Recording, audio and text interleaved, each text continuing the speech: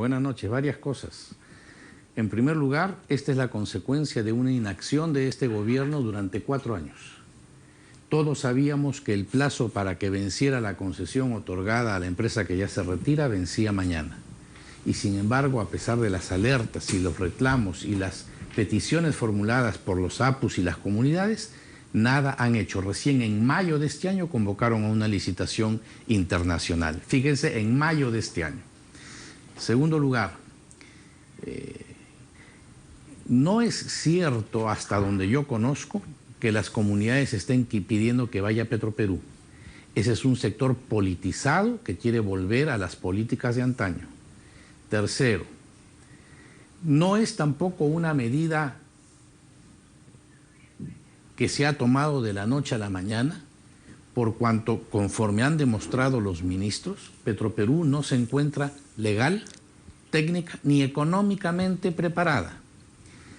Legalmente, porque cuando se le dio la autorización para invertir en la refinería de Talara, se le estipuló que no podía dedicarse a ninguna otra inversión hasta que hubiera terminado de pagar los 3.500 millones de dólares que nos cuesta a los peruanos, más el IGB. Modernizarla. Modernizar no, es una nueva refinería.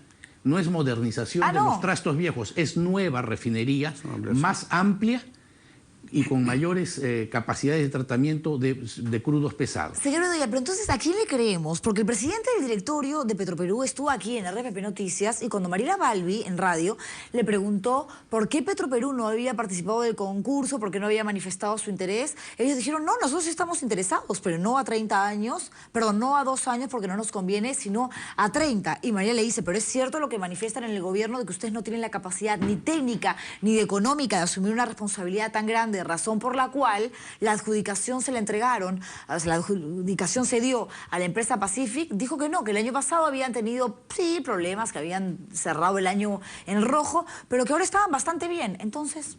Le agradezco la pregunta. El año pasado Petroperú tuvo, si no me equivoco, 120 millones de soles de pérdida. A junio de este año viene teniendo 300 millones de soles de utilidad. ¿Por qué?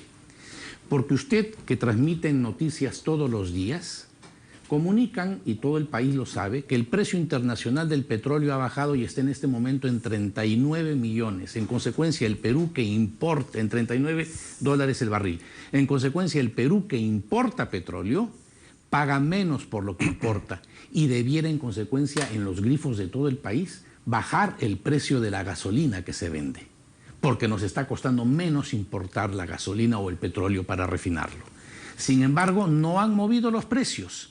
Entonces, como mantienen en los grifos Petroperú los precios altos de cuando se importaba el petróleo a precio más alto, a pesar de que ahora pagan menos por el barril que importan, ese diferencial es lo que les está dando, con el subsidio de todos los peruanos, hasta el momento 300 millones de soles de utilidad. Ok, pero antes de pasar con el congresista Coa, ¿existía la posibilidad de que Petroperú pudiese tercerizar en un inicio, que los 2, 3, 4, 5 años mientras, digamos, salimos adelante después de esta baja económica del año pasado y mientras terminamos el tema de Talara, que todavía es un asunto pendiente, o no? Juliana, insisto en mi primer argumento. La ley le prohíbe a Petroperú dedicarse a hacer inversiones de esta naturaleza en tanto no termine de pagar los préstamos que está contrayendo para ejecutar la refinería de Talara. ¿Y por qué eso no lo dijo el presidente del directorio y por eso no lo menciona nadie? Bueno, pero eso es lo que ha dicho la ministra, eso es lo que sabemos nosotros, congresistas, porque nosotros hemos aprobado la ley que estableció esos candados y adicionalmente Petroperú no se encuentra preparada, porque como hace 20 años no se dedica a estas actividades, la ministra informó en la Comisión de Energía y Minas que el departamento de Petroperú, encargado de hacer exploración y explotación petrolera, cuenta con 6 personas, 6. Mientras que los que actualmente se están retirando tenían 300 personas asignadas a ese lote. Ok, lo cierto es que se habla acerca de las empresas que estaban interesadas, entre ellas una llamada Omega. Según lo que tengo entendido, señor Bedoya me dirá si esto es cierto o no, esta empresa presentaba en realidad o representaba una alternativa mucho más beneficiosa o al menos confiable, porque no tendría las altísimas deudas que al parecer sí tiene Pacific. ¿Qué sabe al respecto usted? Lo que sé es que cuando se convoca la licitación hay 3 empresas que demuestran interés pero ninguna se presenta a la licitación. ¿Eso por qué? Porque las condiciones que el Estado le estaba imponiendo no les resultaban convenientes. Por eso, ahí está el problema del Estado, entonces. Entonces, ninguna se presenta. Por eso es que se declara desierta la licitación. Así es. Por eso es que pasa el Estado a la segunda fase. Declarada desierta la licitación, entran al trato directo con Pacific. Pero al margen de eso que responde tu pregunta, Juliana, yo estoy realmente sorprendido por lo que le acabo de escuchar al congresista Coa, porque ha desarrollado los argumentos por los cuales Petroperú no puede asumir esto. No entiendo entonces por qué la posición que tomaron anoche. A eso voy, vamos con lo de anoche. La posición que tomaron anoche. A ver, y que ¿Qué pasa con los congresistas de Gana Perú? ¿Son bipolares? Yo no entiendo, algunos, ¿no? Bancada nacionalista. Esto llegó hace 1 hora y media a la redacción y dice: comunicado Grupo Parlamentario Nacionalista. Encima te ponen el Twitter, ¿no? @bancada Gana Perú. Ante la situación acerca del lote 192, el Grupo Parlamentario Nacionalista expresa lo siguiente. 1. Ratificamos nuestro pleno respaldo al gabinete ministerial ante las publicaciones tendenciosas de algunos medios de comunicación. Claro, ahora somos los malos de la película, los que nos inventamos las agendas, los que odiamos a Nadine. 2. Condenamos la traición de la bancada fujimorista al pueblo loretano al retirar su firma para impedir que el Pleno del Congreso debata el día jueves los proyectos de ley número 4726 y número 4749 que hubieran permitido la adjudicación directa del lote 192 a Petroperú. Permíteme interrumpirte ahí, Juliana, Vamos. para que los oyentes que acaban de escucharte leer el primero y segundo punto vean la flagrante contradicción. En el punto primero expresa el comunicado de la bancada de gobierno el total respaldo al gabinete. ¿Y qué posición llevó el gabinete a través de su primer ministro y la ministra de Energía y Minas? Que Petroperú no puede entrar a dirigir el lote 192. Y ese es el respaldo que le están dando. Sin embargo, en el punto segundo, lamentan que no se haya podido discutir los proyectos de ley que habían presentado, que hubieran permitido Petroperú entrar de frente a Permítame opinar sobre ese. ¿Y a qué debería de hacer el gobierno ahora mismo? Porque la situación en Loreto está poniéndose más brava, ¿ok? Y la violencia está a la orden del Le día. contesto de inmediato, Juliana, pero hay dos perlas de mi amigo Coa que no puedo pasar por alto. En primer lugar, ha dicho que así como el Ejecutivo se ha pronunciado, se ha impedido que el Parlamento se pronuncie. Quien tiene que tomar la decisión es el Ejecutivo, no el Parlamento. Y segundo, el Parlamento sí se ha pronunciado. Al no admitir a trámite esa moción, al rechazar debatirla, estaba diciendo, esto no nos compete a nosotros. Entonces sí ha fijado posición.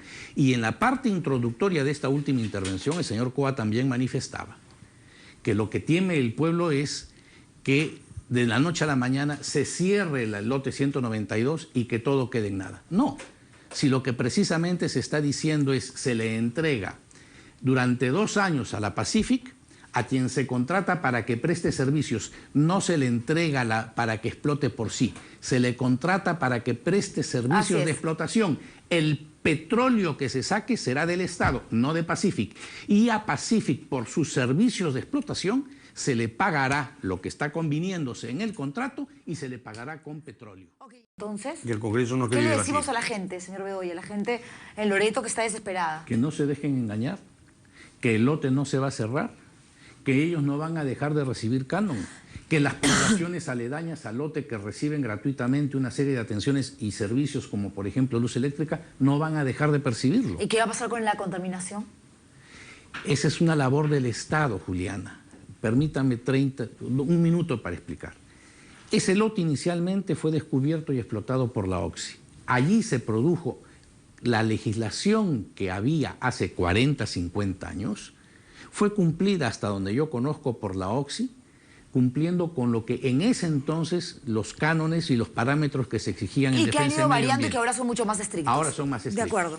Cuando la OXI se va y entra la Pluspetrol, ellos firman un contrato con el Estado en que convienen en que ellos van a asumir la remediación de determinadas cosas que se determinan. Todo lo demás no.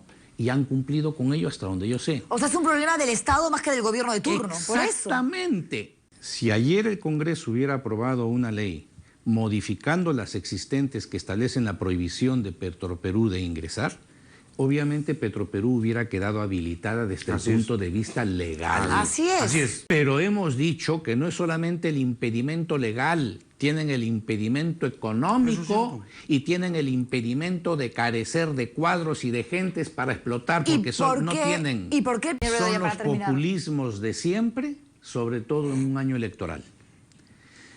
Véndele el miedo a la población de Loreto de que van a quedar desamparados, sin canon, etcétera, etcétera, etcétera, y entonces después preséntales y ofréceles la solución. Y la panacea es Petroperú, y no es así. En consecuencia, aquí hay que decir las cosas como son. Es una demagogia populista e irresponsable, propias de quienes están empezando una campaña y encabezados por los dirigentes de la bancada de gobierno que representan precisamente al departamento de Loreto, como es el señor Isla. No, yo no estoy de acuerdo las cosas con su nombre. Isla y